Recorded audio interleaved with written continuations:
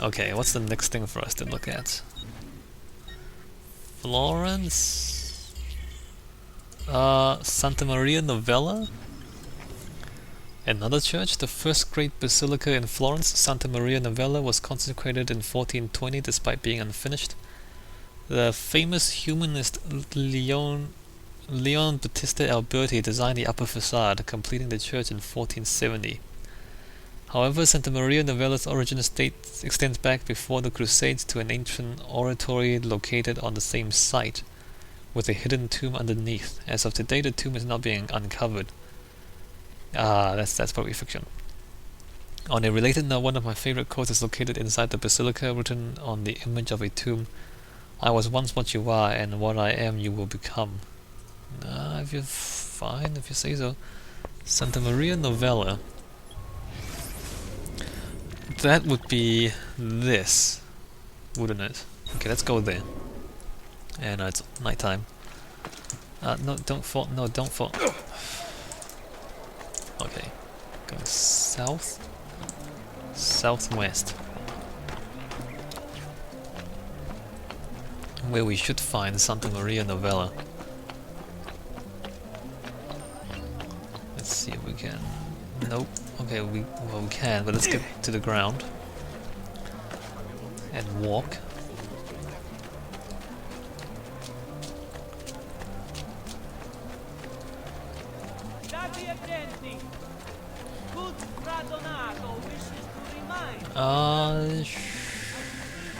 No, that's the market. We will look at the market too. I don't know if the market is real. I'm pretty sure the market is not real. Although I could be wrong. I'm pretty sure, but I could be completely wrong. Huh. So there's the... Yeah, I see you. I see you. Douchebag. So there's the Santa Maria Novella, with the front facade built by Alberti, apparently. Should we look around it? No, let's just go into Wikipedia. No. Santa Maria Novella.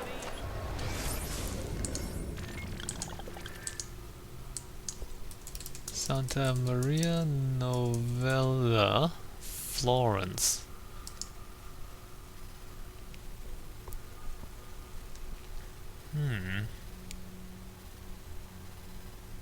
Is that correct?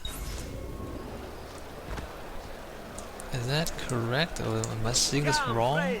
It seems like the top of it is not tall enough. Oh no, it's right. No, it's right. Or are those things too small? Yeah, those things are the wrong shape. Look at that. Look at that shape there. And then look at that shape there. No, it's the wrong shape. It's too short, the top bits.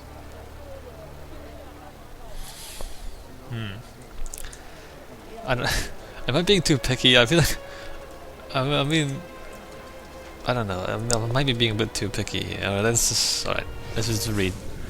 Santa Maria Novella is a church in Florence, Italy, situated just across from the main railway station, which shares its name. Chronologically, it is the first great basilica in Florence and is the city's principal Dominican church. The church, the adjoining cloister and chapter house contain a store of art treasures and funerary monuments. Especially famous are frescoes by masters of Gothic and early Renaissance. They were financed through the generosity of the most important Florentine families who ensured themselves funerary chapels on consecrated ground. Okay. Oh, there's a side view there. Okay. Not sure if that's important. The history. The church was called Novella New because it was built on the site of the 9th century oratory of Santa Maria della Vigne. When the site was assigned to the Dominican order in 1221, they decided to build a new church and an adjoining cloister. The church was designed by two Dominican friars, Francisco Fiorentino and Fra Ristoro da Campi. Building began in the mid-13th century. and was finished about 1360 under the supervision of Friar Jacopo Talenti, with the completion of the Romanesque Gothic bell tower and sacristy. At that time only the lower part of the Tuscan Gothic facade was finished.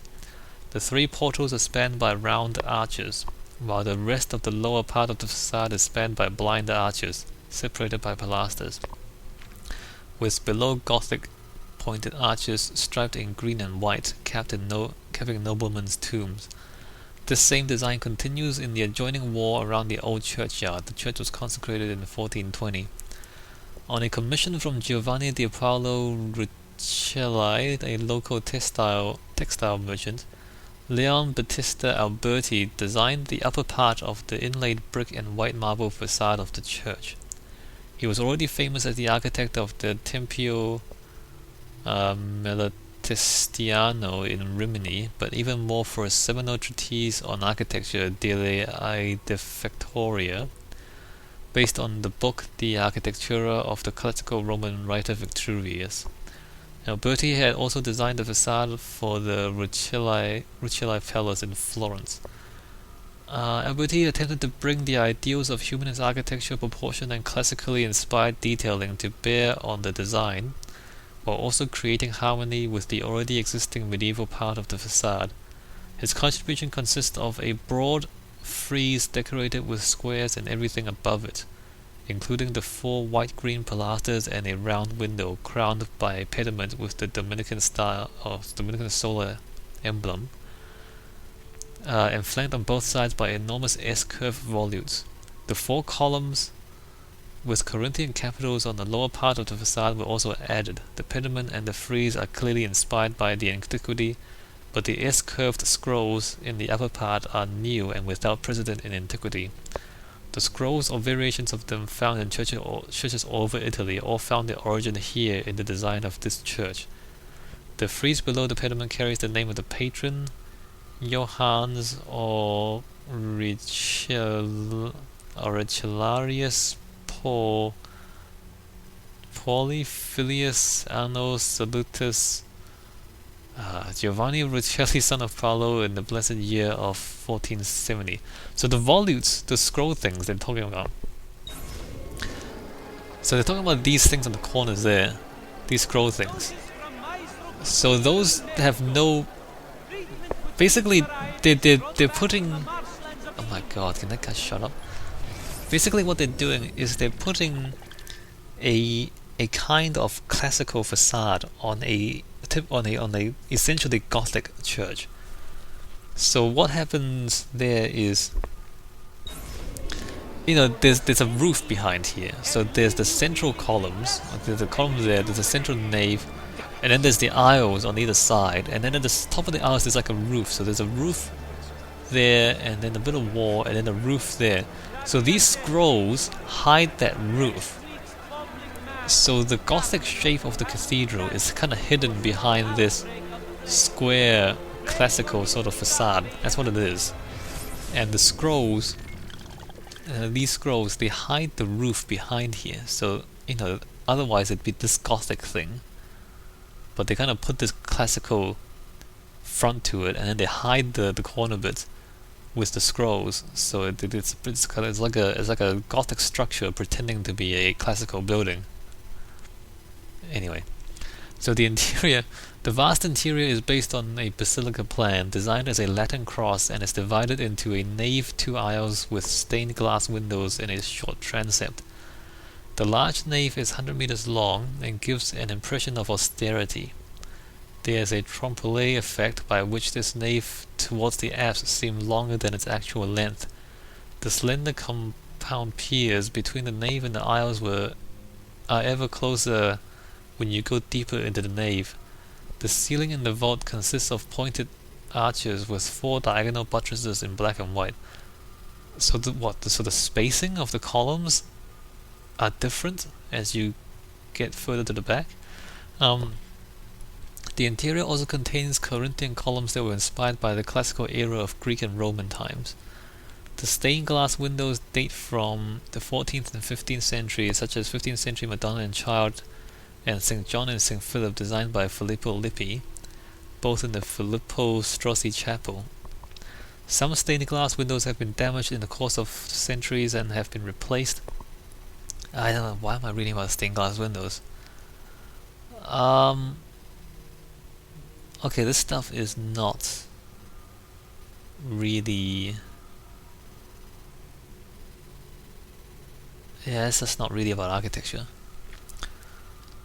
So there's a bunch of chapels inside. Interesting. Oh, okay, architecture. Giorgio Vasari was the architect, commissioned in 1567 by Grand Duke Cosimo I for the remodeling of the church, which included removing its original rood screen and loft, and adding 6 chapels between the columns, and a miliary sphere on the left and a gnomon on the right were added to the end blind arches of the lower facade by Ignazio Dante, astronomer of Cosimo I in 1572. Why is that architecture? The second remodeling was designed by Enrico Romoli and was carried out between 1858 and 1860. Okay, there's not much talk about architecture. There's a lot of artwork inside, but again, we don't get to see it. And if you go to Venice, you can see it yourself. Not really any pictures though. I wonder if we can see pictures of what they were talking about. No, get out of images.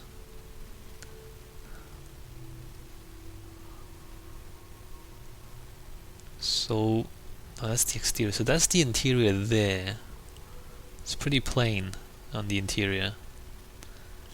So remember how some of the other churches will have paintings everywhere. So this one's quite quite plain, quite austere. So here you can kind of see the brick side, and you see this kind of really fancy, marble front, kind of just stuck onto this really kind of plain brick building at the back, which is quite clearly Gothic, right? And then just stuck this classical marble thing. It's just one flat sheet just stuck on the front, and that's one of Alberti's things. Like he's a I guess he's a theoretical architect, and his drawings are great, but drawings are 2-dimensional, and his architecture is not very 3D, if you can say that. So this thing is just this front is stuck on to the front of this church like this. It's a bit strange to be honest. I mean, he's a great architectural. His architectural theory is interesting, and his drawings are great. But it's just that it's just this. It's just this marble thing stuck onto a brick church, which is really weird. Anyway, so that's the interior. Actually, can we see it in the game? Is it obvious in the game as well? So there's that. It's not quite as obvious in the game because the angles are not the same. I guess if we climb up on the buildings we can see it. Or maybe if we come around this side? No, this is the angles don't let us see. So you can see it. No, we have to get up onto the building here so we can step back a bit. We're too close to it right now. Let's get back here. Yes. So there's this kind of really fancy marble front stuck onto this brick cathedral, this brick church behind here. And it's just a thing. It's just a flat piece of thing. And that pretty much sums up Alberti. Well, it doesn't. It sums up my joke about Alberti, at least. Alright, so let's move on. What's the next thing we want to look at?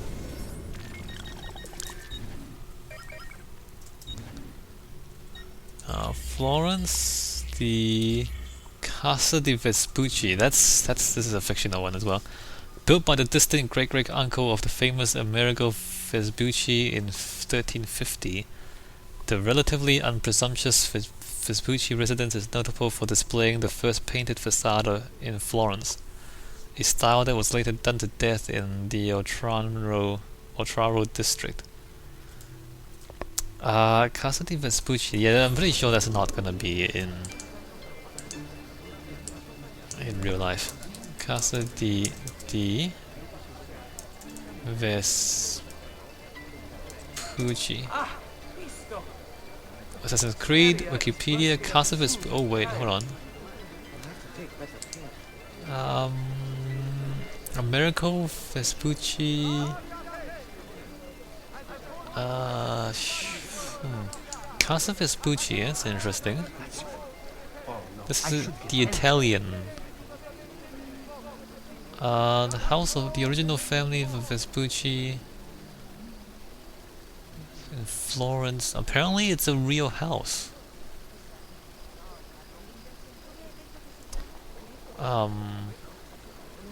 Maybe. Anyway, that's an Italian. Unfortunately, there's no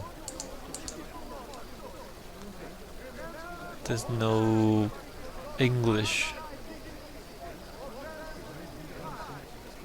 article. Anyway, what do you? Okay. So the next thing, locations, Florence, Mercato Vecchio. The center of Florentine business, the Mercato Vecchio served all the shipping needs of the city. To quote Antonio Pucci, a 14th century Florentine poet, physicians dwelt around for every ill, and here were linen cloths and flax merchants, pork vendors, and apothecaries. The Mercato was established first in Roman times as the site of the Forum, and only in 1030 was first documented as a marketplace. Staple foods from the countryside like grain were the most popular goods sold, followed by wool. However, if shoppers become bored with the basics, to quote a 15th century poet, Il Panormita, there halfway down the street stands a happy whorehouse, which you would know by the very smell of the place. Yes. Mercato Vecchio, is that real? Like, do we have an article for that? Sweet Jesus! What happened here? Mercato Vecchio. No, this look. Oh no, wait. This is a dangerous place. Palazzo della Repubblica? Huh. The Mercato Vecchio. Oh, hey, is that it? Well, no, that's the piazza. I don't know, where's the Mercato Vecchio? Piazza del Mercato Vecchio and Ghetto. Oh, was it demolished? It must have been. Hold on, let's read through this. The Piazza della Repubblica. And also, let's go find it. It would be that thing there, I believe. So if we just shimmy across to the east a little bit.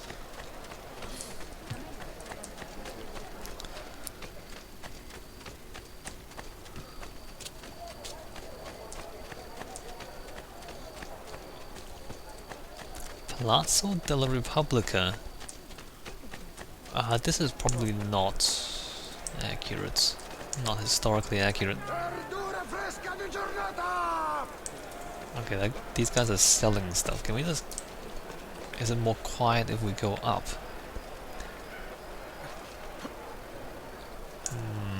A little bit, maybe. Just want to quickly check for feathers.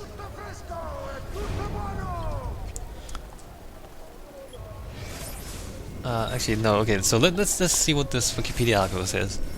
So, the Piazza della Repubblica is a city square in Florence, Italy. It is on the site first of the city's forum and then of the city's old ghetto, which was swept away during the city improvement works or Risanamento initiated during the brief period when Florence was the capital of a reunited Italy. Okay. Works that also created the city's avenues and boulevards. The ghetto has disappeared from the square, and the Loggia del Pesce from the Mercato Vecchio was moved to Piazza Chiompi. Among the square's cafes, the Yobi Rosso Cafe has long been the meeting place for famous artists and writers, notably those of futurism. Okay, so the Mercato Vecchio was here, but then it got kind of moved. It was cleared out of the square. So the Piazza della Repubblica marks the site of the Forum, the center of the Roman city. The exact present site of the Colonna dell'Abbondanza marks the intersection of the axes of Decado, now Via Roma, Via degli Speziali, and Via degli Strozzi, and Decumanus, now Via Il Corso. These are roads, by the way. Via is Italian for road. Foundations of a thermae complex on the south side and a religious building were found in the 19th century demolition of the warren of medieval streets that had encroached upon the site. Via del Campidoglio and Via della Terme, for example, were named after the archaeological remains beneath them. The chronicler Giovanni Villani reports an oral tradition that there was a temple to Mars on or near this site, and writes that Mars was the city's patron god and so determined the city's warlike character. According to Villani, a statue of Mars was in the Middle Ages placed on the predecessor to the Ponte Vecchio, along with which it was swept away in the flood of 1333. Okay, so Piazza del Mercato Vecchio in the ghetto. In the early medieval period, the Forum area was densely built over. Before the accomplishment of the fifth circle of the city walls, the chroniclers record, there was no longer a single garden or pasturage in the city. There was so little space that urban development had to not be horizontal but vertical in the Cacciatori tower houses soaring skywards. Over time, however, this area retained its function as a meeting place to accommodate the market, which was institutionalized after 1000. As in other Italian towns, Florence came to define public space intended for commerce with its complementary spaces nearby, the Piazza del Duomo for political affairs and a Piazza del Comune, now Piazza della Signora, for political and civil affairs. So there's a market square, there's a political square, and then there's a... Wait a minute, shouldn't the Piazza del Duomo be for religious affairs? Never mind. In the 16th century, the Mercato became the Mercato Vecchio on the completion of the Loggia del Mercato Nuovo near Ponte Vecchio. The Mercato Vecchio was a long, low building in an oval rectilinear plan.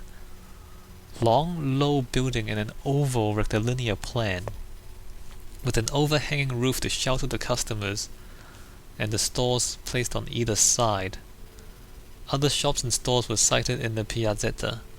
The Mercato had numerous shrines and churches now lost but recorded in 18th century photographs, paintings, and drawings housed in the Museo di Firenze Comera. The Piazzetta del Mercato was the church on the piazza, and on the Piazzetta was the church of St. Thomas, and on the Campidoglio a church to St. Mary. There was also the shrine to Santa Maria della Tromba, rebuilt in the north angle of the Palazzo dell'Arte della Lena. On the back of the old San Michele. Okay.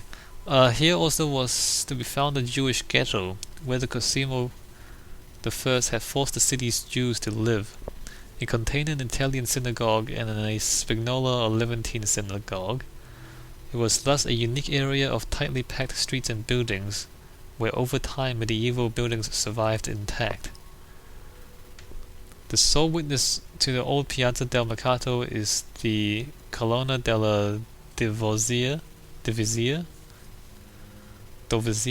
or Colonna della Abbondanza, column of abundance, repositioned in 1956 on a stepped base.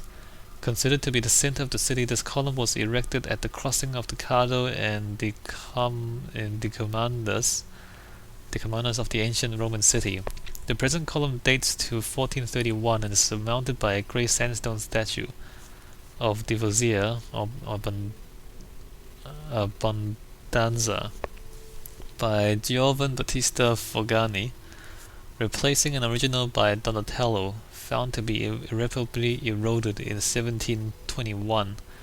Today, Fogani's original statue is in Palazzo della Casa di Risparmio in Via del Oriuolo, whilst on the column is a 1956 replica.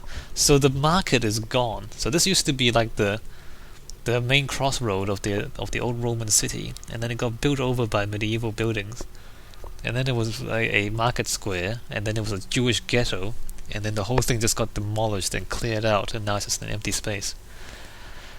Well, that's kind of harsh.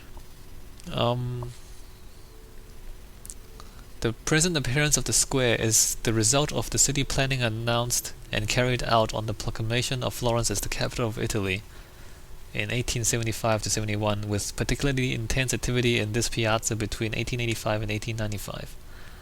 In this period known as the Risanamento in the commemorative 19th century terminology, or by its detractors, this Sventramento, or ruining, large parts of the city center were demolished and rebuilt. Well, I'm not going to read the rest of that. Although actually maybe I should. The decision to broaden the square allowed the total destruction of buildings of great importance, medieval towers, churches, and corporate seats of the arti, some palaces of noble families, as well as craftsmen's shops and residences. The demolition was presented as a necessity if the area's sanitary conditions were to be improved, but was in reality led above all to building speculation and to legitimization of the will of the emerging middle class emergente, protagonist in the events immediately prior to unification. I don't know what that means. The town in fact underwent an enormous loss. Okay, this sounds contested, this part of the article. Minimally compensated for by the rescue of monuments like Vasari's Loggia del Pesce that was dismantled and reassembled in Piazza del Chiompi. The appearance of the square before the 19th century demolitions is documented in prints, paintings, and drawings in the Museo di Firenze Comera in Via del Oriuolo. A plentiful supply of works of arts and architectural fragments fed the antiquarian market, and only some of them could be saved for the Museo Nazionale di San Marco, whilst others would return to the town as donations, such as those that allowed the founding of the Museo Bardini and Museo Horni. Okay, this is contested. So the whole thing got demolished, and not everyone's happy about it, let's just say that.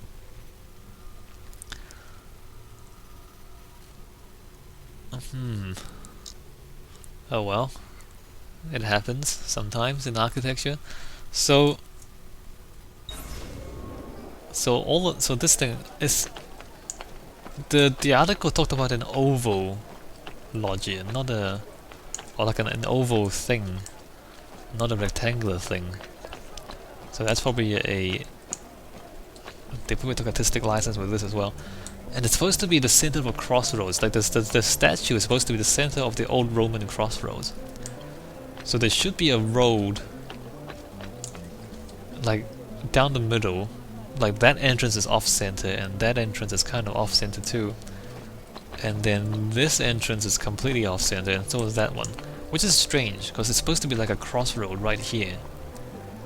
But there isn't in the game. Okay, well, we're not going to find any evidence of that in real life, because it's been completely demolished.